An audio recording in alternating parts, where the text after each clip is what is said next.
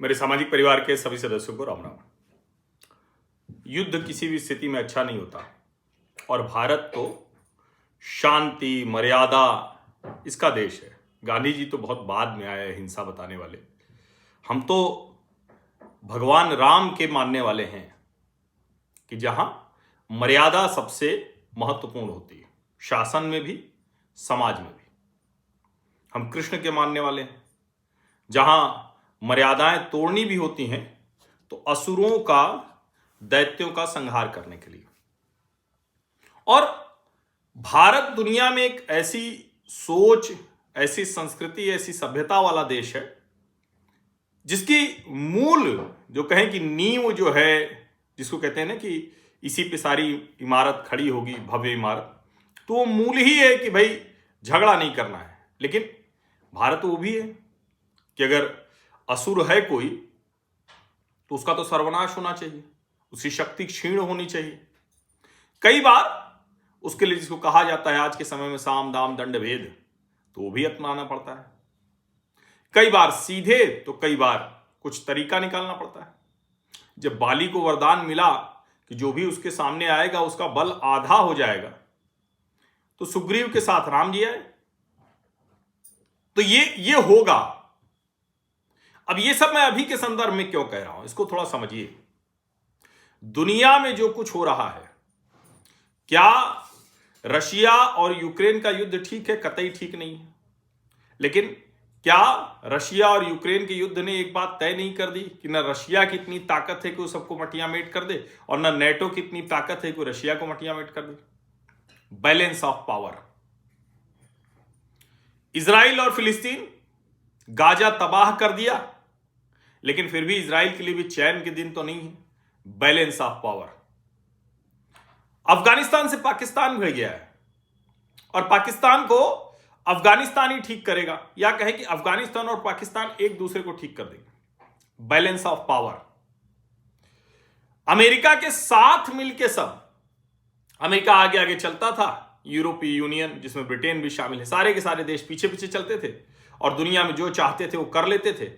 वो कनाडा जिसको ट्रंप ने कहा कि 51वां राज्य बना लेंगे, वो भी उसके फाइव आइज में शामिल था। लेकिन अब जरा देखिए, कनाडा अपनी राह चल रहा है। यूरोपीय यूनियन के देश ट्रंप की हरकतों को पसंद नहीं कर रहे हैं। ट्रंप ने ग्रीनलैंड पर भी कब्जा करने की सोच ली, वेनेजुएला के राष्ट्रपति को उठा लिया, मादुरो को। तब दुनिया भर में उनके खिलाफ आवाजें उठ रही।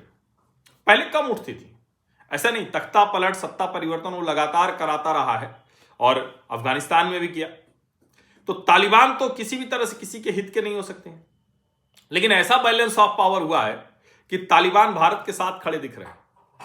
हम तालिबान की नीति का समर्थन कर ही नहीं सकते, जहां पर्दा लगाकर लड़के और लड़कियों की पढ़ाई होती हो, जहां महिलाओं को पीटने का अधिकार दे दिया है उनके कानून ने। यानी पुरुष उसकी जो पत्नी है, उसके घर में जो महिलाएं उसको पीट सकता है। ये शरिया इस्लाम इस तरह से कह रहा है। बस ये है कि उनका हाथ पैर न टूटे, इतनी चोट ना आए, कमाल है भाई। तो उस तालिबान के साथ तो हम खड़े हो ही नहीं सकते, और दुनिया में कहीं भी। अब जरा ईरान का हाल देखिए। ईरान अलग किस्म का खलीफा। ईरान की स्थिति ये कि भाई इतने प्रतिबंध और इतने सब कुछ के बाद भी वो चले जा रहा है, अपनी हरकतों से बाज नहीं आ रहा है। रशिया और चाइना उसको सपोर्ट कर रहे हैं अंदर खाने, दूसरे देश भी कुछ कुछ सपोर्ट कर रहे हैं। आखिरकार अमेरिका ने हमला कर दिया। ईरान तबाह हुआ जा रहा है, लेकिन उसने अमेरिका को भी नाकों चने चबवा दिए, हालत खराब कर दी है अमेरिका की भी। अब अमेरिका का वैसा नुकसान नहीं होता है, उसका नुकसान डॉलर्स में हो रहा है, उसका नुकसान आयुध में हो रहा है। लेकिन वो तो शायद उसका तरीका ही है, डॉलर और डिफेंस, यही तो उसके सारे पावर का मसला है। अब इन सब को क्या भारत ठीक कर सकता था? क्या नहीं ठीक कर सकता था, क्योंकि हम न लड़ने जा सकते थे। हम युद्ध में जाते तो वो अच्छा नहीं होता। हमने पाकिस्तान को ऑपरेशन सिंदूर करके जितना राइट टाइम करना था वो कर दिया। हमने उनके बेसेस तबाह कर दिए, हमने उनके आतंकवादी मार दिए। अब आपको लग रहा हो कि ये सब मैं क्यों बता रहा हूं? ये सब मैं इसलिए बता रहा हूं कि ये आहट है जियो पॉलिटिकल इक्वेशंस के बदलने की। इस्टेब्लिश्ड वर्ल्ड ऑर्डर, जो वर्ल्ड वॉर 2 के बाद से जो वर्ल्ड ऑर्डर इस्टेब्लिश है, उस वर्ल्ड ऑर्डर के चेंज होने की। अमेरिका जो सर्वशक्तिमान है उसकी ताकत घटने की। और यह सब इसलिए भी जरूरी है कि भारत की लीडरशिप पोजीशन जिस तरह की होनी है उसमें इन देशों के ताकत आजमा लेना की बात बहुत जरूरी है। अब ईरान के लोगों के साथ हम पर्शियन सिविलाइजेशन के साथ तो रह सकते हैं, लेकिन इस्लामिक सिविलाइजेशन कहां से हमारे साथ चलेगी? तो वो ईरान और भारत मित्र है, तो उसकी वजह यह है कि वो पर्शियन सिविलाइजेशन वाली भूमि है, इसलिए वो है।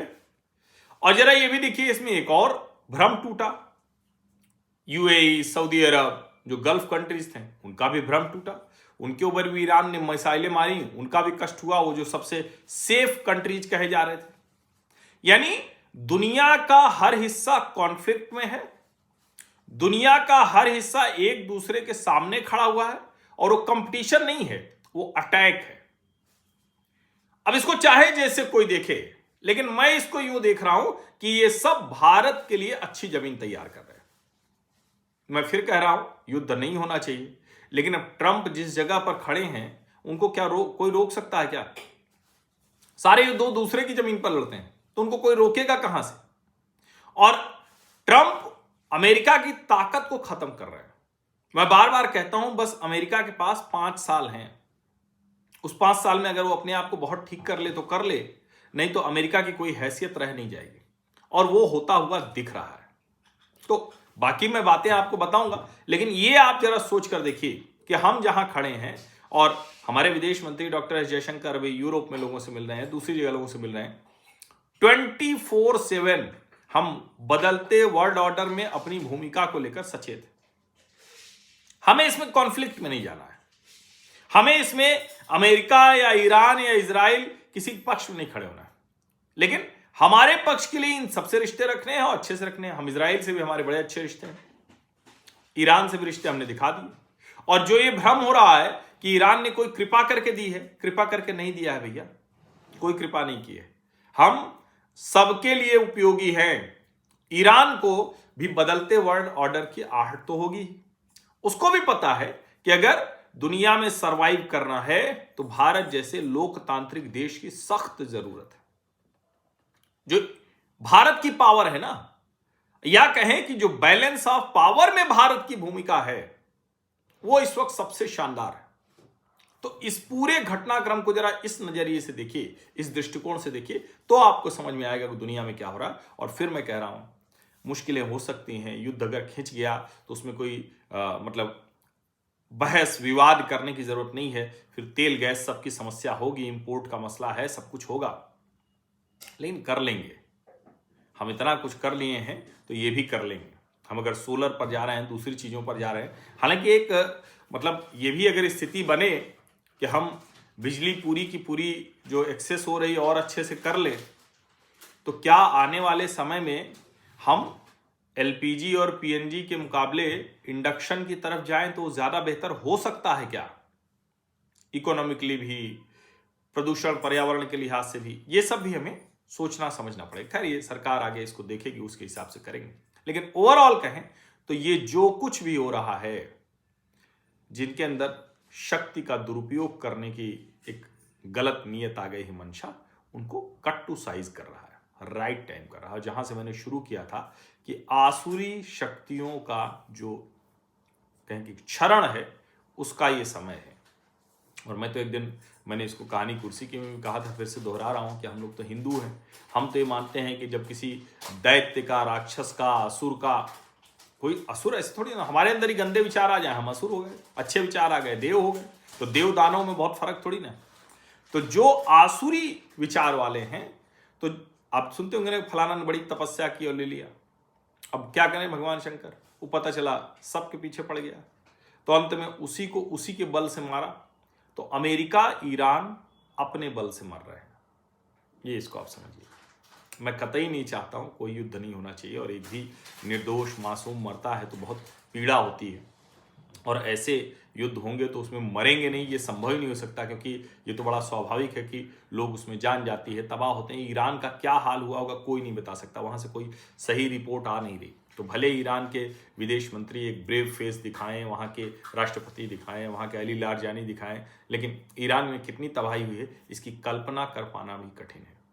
फिलहाल ये इसलिए मैंने बातचीत की कि आपको समझ में आए जो दुनिया में हो रहा है उस पर भारत कितनी खूबसूरती से बैलेंस ऑफ पावर के साथ कैसे रिएक्ट कर रहा है उसको समझिए। आप सभी का बहुत बहुत धन्यवाद। सब्सक्राइब अवश्य कर लीजिए, नोटिफिकेशन वाली घंटी दबा लीजिए, लाइक का बटन दबा लीजिए, अधिक से अधिक लोगों तक इस वीडियो को पहुंचा दीजिए। धन्यवाद।